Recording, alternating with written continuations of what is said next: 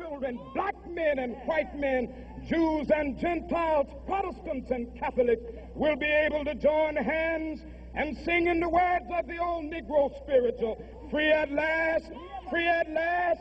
Thank God Almighty, we are free at last.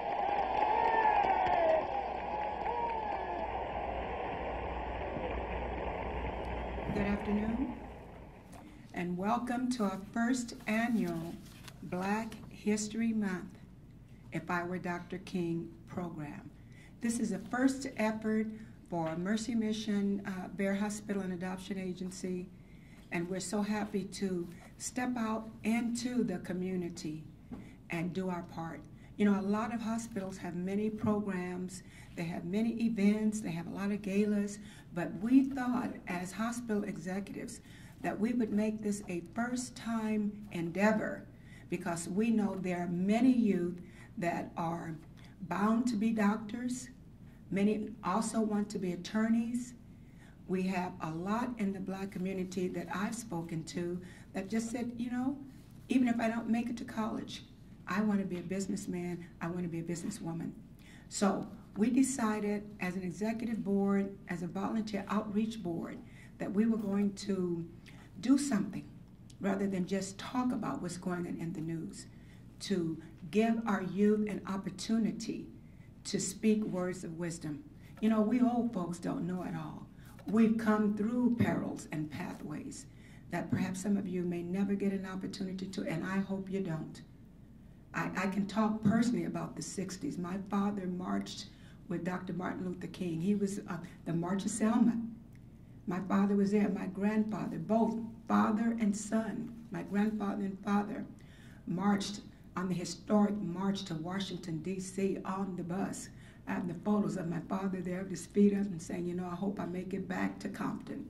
So I have a vested, yes, I have a vested interest in our youth, not just from a standpoint of saying, you know, they're bad, you know, no one really cares about our youth. We want to make sure youth have an opportunity to hand something back in the way of words of wisdom. And this is our whole purpose and mission for this endeavor. We do have a list of speakers. I don't know if you want to pick up your document there. In front of you, Janae A. Evans, Michael Simpson, Antonio Hilt, Kiara Hilt, Gerard Appling, Tremel Davenport. These were the essays that were selected.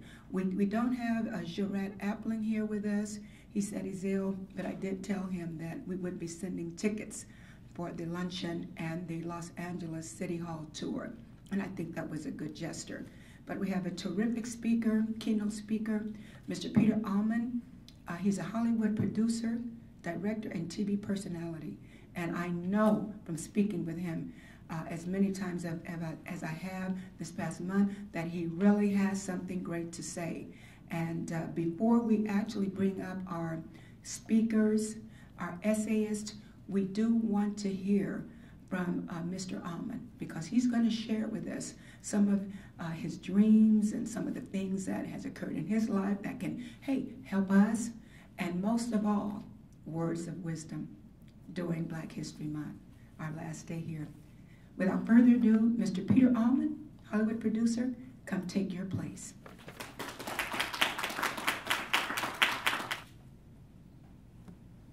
Well, good afternoon. I'm going to talk today about miracles before I honor Dr. Martin Luther King. Some people believe that there is no such thing as miracles. Other people believe that you can do it all yourself.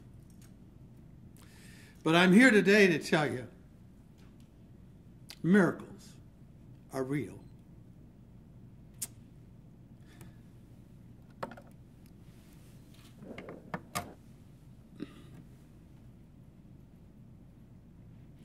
I'm living proof about miracles. I'm a victim of about 4 automobile accidents. In each accident, I totaled a car. I should have been dead. You see that some people have trouble driving at night and they fall asleep. And I'm one of those people. So miracles are not just accidents. They don't just happen. Which leads me to this particular point of view that I want to share with you. About a few years ago when I was asked to interview some NBA players. And that was in Scottsdale, Arizona. And this involves planning. This involves what makes you successful in life to get things done properly.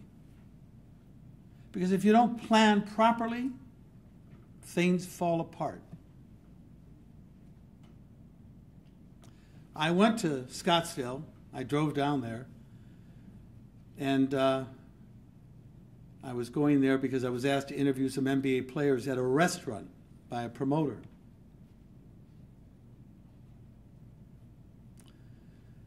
I didn't check my wallet. I didn't check my cards. I didn't check the hotel. I just haphazardly drove down to Scottsdale, Arizona to interview these NBA players. Well, on this particular story that I'm telling you, I want to mention that when I arrived at that particular hotel in Scottsdale, Arizona, there was no hotel for me. So the promoter said, I've got a hotel room for you. Lo and behold, she put me in a hotel with another woman that was married. But something miraculously happened when I was in that hotel room. And this woman was a Christian. And this woman, of course, was married, and she had a nonprofit organization. And she brought me to some realizations about her experiences with God and how God helped her plan her life.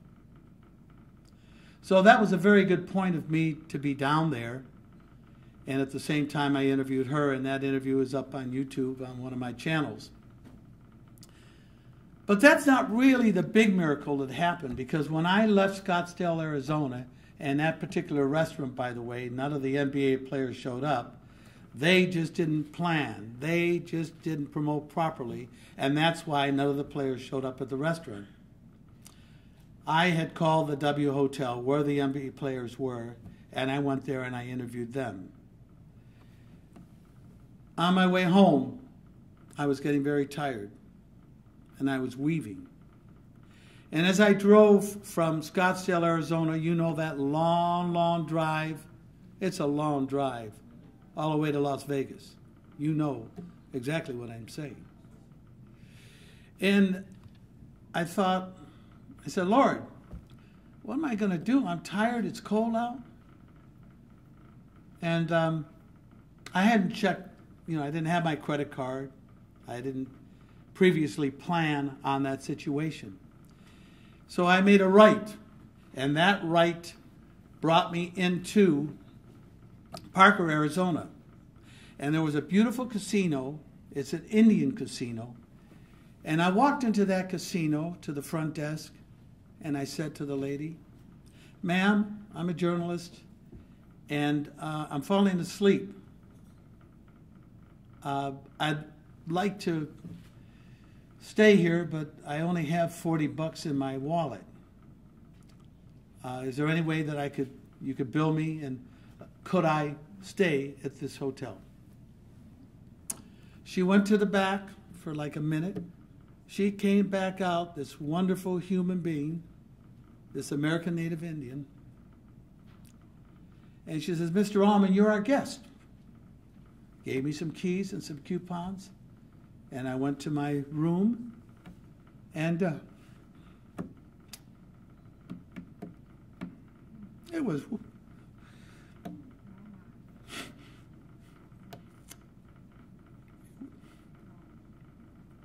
good.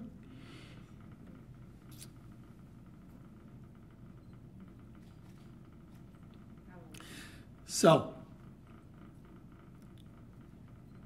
miracles do happen. And I wrote a story about that lady, and it's in Newsblaze. So, when you think things are down and you don't get what you want, and you say, God, this is what I want, you're not always going to get what you want. But you've had this told you before, faith is the substance that you don't see. We have lights, but you don't see the electricity. You hear a radio. You know the radio works, but you don't see the waves. But you know it's real. You don't see God, but His Spirit is there. And I'm living proof of that. So with that thought, in honoring Dr. Martin Luther King here today, in his I Have a Dream speech, his vision of equality,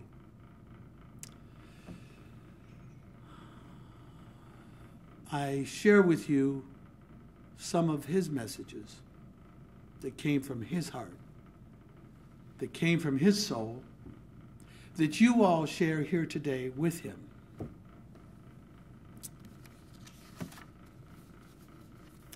Men, women, children have always wanted to achieve freedom.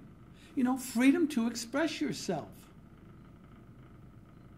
If you can't express yourself, what is life about?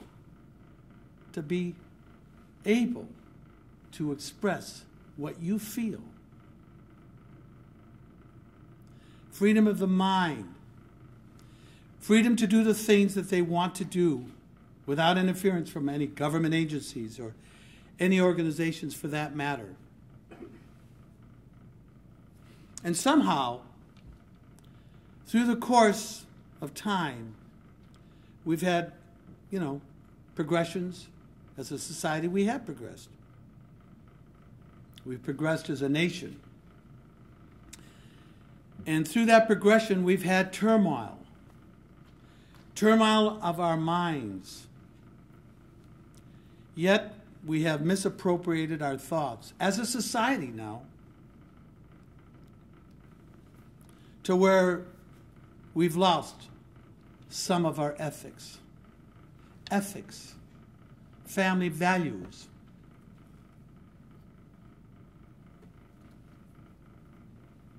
However, on this day of celebration of Dr. Martin Luther King,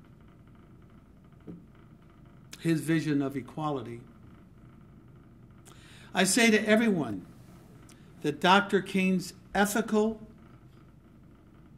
life was that he believed in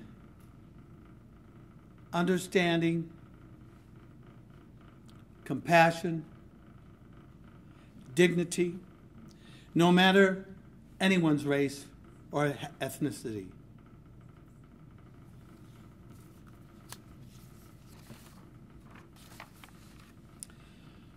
Each and every one of you, just as Dr. King had a dream and achieved that dream, you too can achieve your dreams.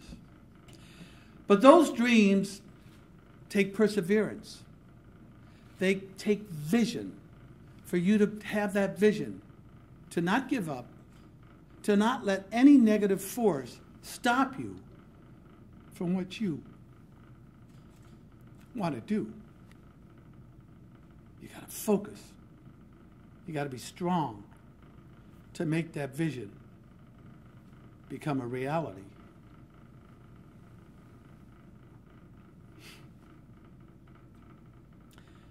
Business, well, small business has had their share of problems in this country. Taxes. People not getting the amount of money that they want. And yes, big corporations get away with a lot. And yes, there needs to be changes. The impact on the worker is just absolutely horrible. But to ignore what's happening in our society, to ignore the problems, only makes things worse. It's time to get involved with your community. It's time to give back. It's time to communicate with your congressman, your senator. And it's time to give continued thanks for the things that we have. Because when you travel in other parts of the world, and some of you have, the best place right here is in America.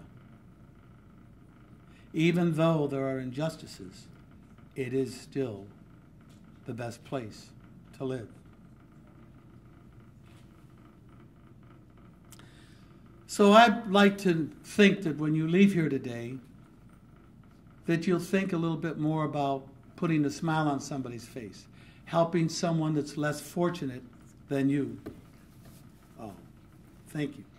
So, on this day celebrating Dr. Martin Luther King's speech, I Have a Dream speech, which is his vision of equality.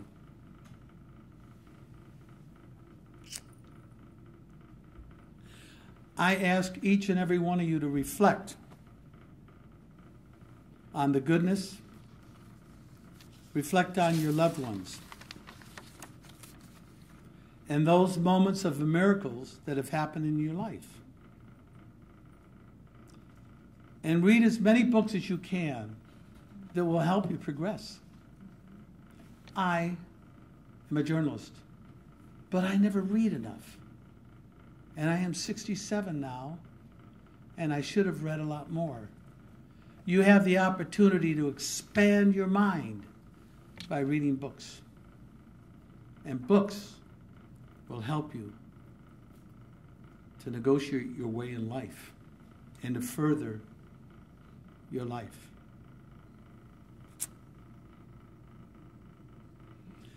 For Dr. King clearly stated in his I Have a Dream speech, and as I said, his vision of equality,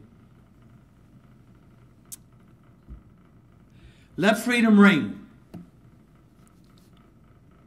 from Stone Mountain, Georgia. Let freedom ring from Lookout Mountain in Tennessee. Let freedom ring from every hill and molehill.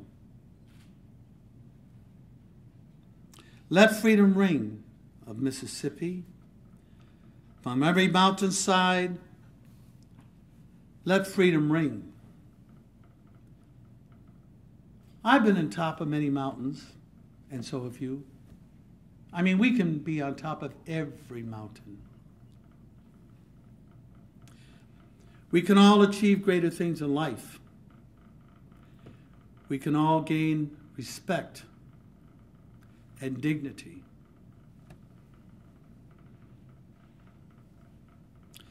And we all can achieve compassion and understanding to make this world more harmonious and a better place to live. So with that thought, I'd like you to repeat after me. And this is what the president does when he's sworn in. So I'd like for each one of you to think about this and repeat after me if you would. And this is the swearing in, the ceremony for the President of the United States. If you will honor him in doing so. When I say something, repeat after me, and then after the first part, say your name. And I will say my name. Raise your hand, please. I, Pete Allman, solemnly swear that I will faithfully execute the office of the President of the United States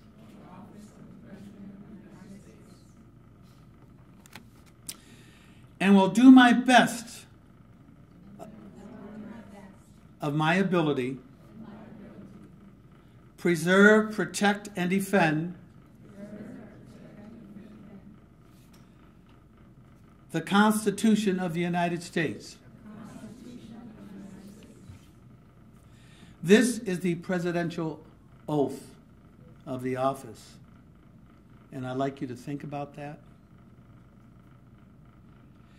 And I'd like you to remember to keep your visions positive, to keep positive people around you, and don't allow any negativity to be around you. Walk away from it.